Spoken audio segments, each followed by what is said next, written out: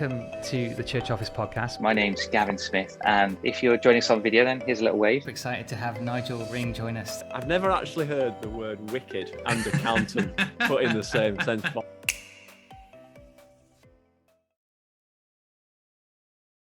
One area that I'm really passionate about the church growing in is good governance and what that means.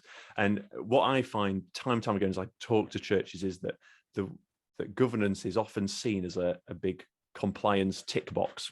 We have a good risk register. We have some sort of reserves policy, and we have, we do check in conflicts of interest, and it's kind of a tick box. But one of my big encouragements would be is that if you can do governance really well, like we've learned some of the lessons of doing governance well in the past season with the pandemic, it can serve us really well moving forward. And I give a quick example. I was really challenged when I was talking to a good friend as we were just thinking about pandemic life in church setting, and just wishing, Lord, I really wish I had a Joseph moment, where you gave me a dream and we knew what was going on. We would know. You would tell us through a dream, and you'd have given us the words Pfizer and lockdown, and we could have had a plan. We could have had the risk register topped up and the budget sorted and people ready, and we'd have smashed COVID 7 years. Season. We'd have smashed. We'd have done the whole 7 years, and it would have been amazing, and it'd have been great. And I was really challenged by that. Because of what Jesus said in Matthew 24, where he makes it so clear that do not be surprised, because you will hear of rumors of wars, famines, natural disasters.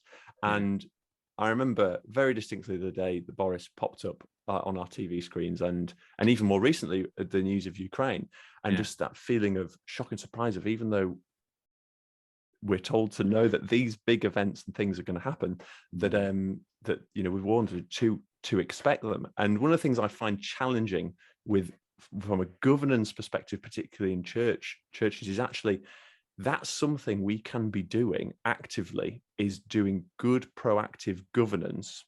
That means that we have created a foundation in our churches that means we can respond quickly to whatever is going to come our way, whether it's a small local challenge or a huge, big, global challenge like the pandemic. And I give two examples. One is risk management.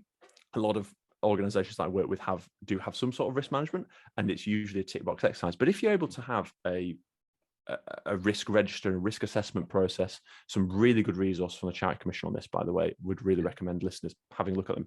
But if you had an active risk management process that was horizon scanning, which was embedded in the culture of the kind of church governance, you're able to create a foundation there where you can respond really quickly to changing risks and opportunities that the church is coming across in a quick way. So actually we're able to be in a very different position to responding to what's going on, but actually being able to be quickly responsive to some of these things.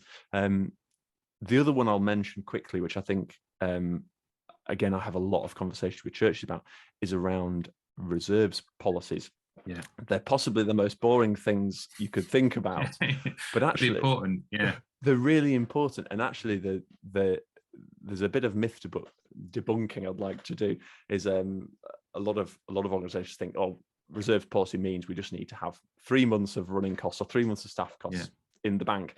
And one of the things the Charity Commission really encourages organisations to do is for the trustees and management and leadership to really understand what reserves do you as a church actually need to hold at any one time for rainy day, for investment, for anything else, and get out of this frame of mind of it has to be 3 months. And if you do have a reserves policy in your organisation, church particularly, where you know exactly how much you really need to be carrying, it means that in any given situation that arises a need, you're able to respond quickly and say, actually, we have X in the bank.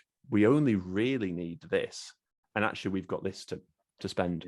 And I wonder if there's, there are times in church life where actually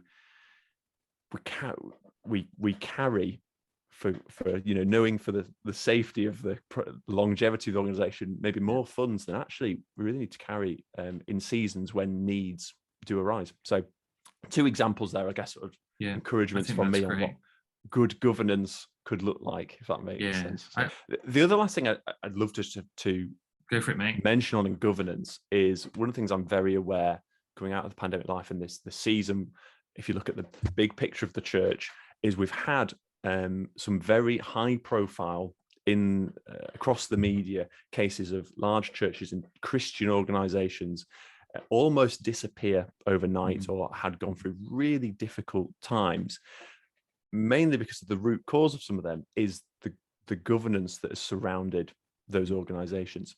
And it's another one of the reasons why I'm really passionate about governance. And I think particularly coming out of COVID times and navigating the season we're in, is that, and if you look particularly in certain sectors of online media, there is a bit of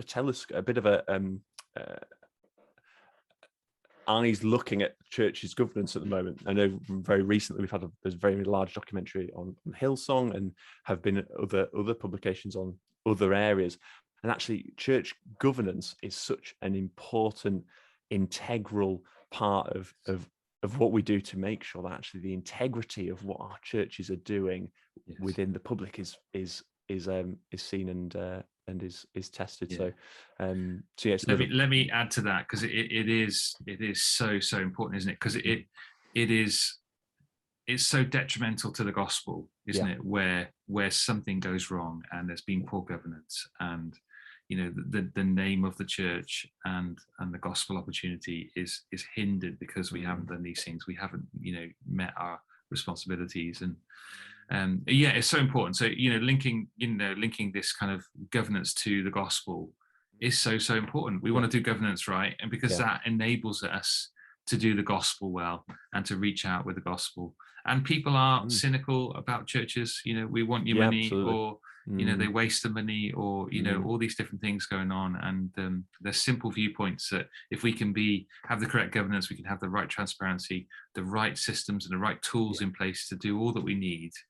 There are people out there that can help us. If you don't feel like that is the case for your church, if you're sat in a role thinking, oh, I wonder how we would match up against what we're talking about here, there's places you can go for help. And building a good relationship with your accountant is so important. Yeah, absolutely. And it's one of the reasons why I know they rarely get looked at. The year-end accounts and various things that get published online. But one of the reasons why I'm passionate about that line of work is because it's a level of integrity and public accountability that helps build those trusts. And as I say, there is cynicism and something about the church, particularly with what gets to the media. And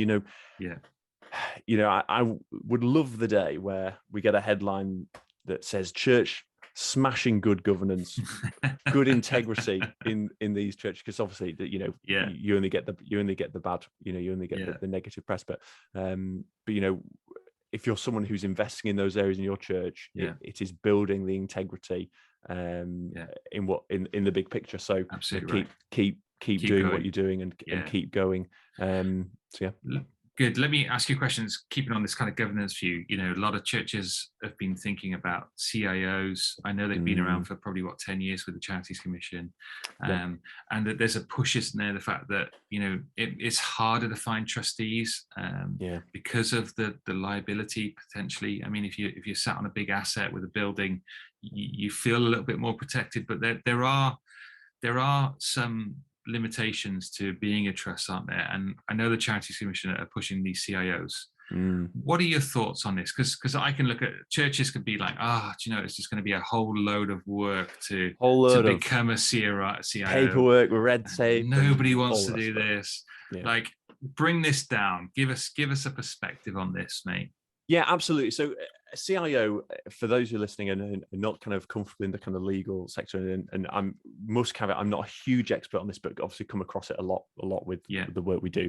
A CIO is essentially a legal shell that houses a charity, and it's a relatively new form. And before CIOs came along, you either were an unincorporated charity where essentially if something was to go wrong, the liability on the trustees could potentially be quite high, or you were an organisation that was a limited company with registered at Companies House that had charitable status, and you end up in this situation where you report to Companies House following Companies Act law, and you report to the Charities Commission following the Charities Act and all the rest of it. And CIO is a really lovely blend of the limited liability that trustees have if something was to go wrong, in a more simple legal structure compared to having being a limited company and charitable organisation. So they are a much more simpler legal structure for an organisation. And I think there's some really good thoughts around if you are a church who are an unincorporated organisation from just a pure legal point of view, and if things were to go wrong, and we know that they do from time to time, things they do, then actually it is a very good legal structure to be able to do. And even though yes, there is red tape and there is administration challenges and legal things to work through, they are a one-off investment that you will not have to do again for some time.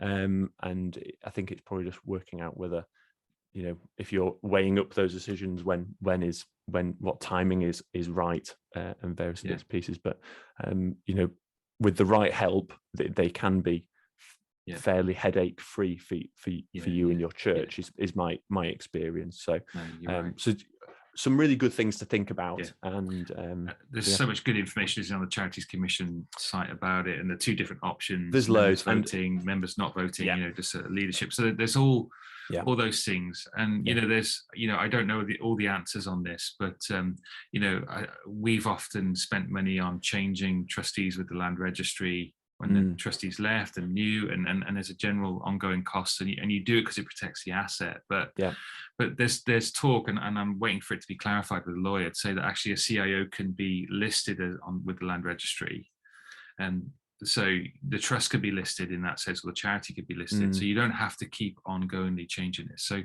we're looking into that at the minute, and I think there's some helpful things there, isn't there? Because so and so has been a trustee for 20 years. He disappears or leaves. What do you do here now? How do you protect the asset? Because he's actually down as one of the owners, essentially. The land registry.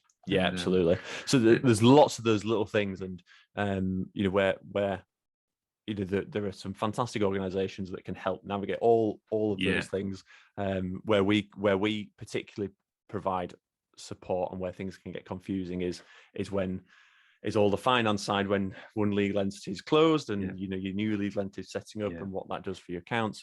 But my encouragement would be is, if you feel like it's right but you feel daunted by the detail and what it all means, is do seek some help. And I know you've got an article on the church office website, and you've I think gone up fairly recently, haven't you, on this? Within the last week. Provides a really nice overview actually from reading it. But there's some good stuff out there. So don't be put off if it's just feeling like a daunting task for your church, particularly if you're a smaller church where those sorts of skill sets and resources may not be readily available to you.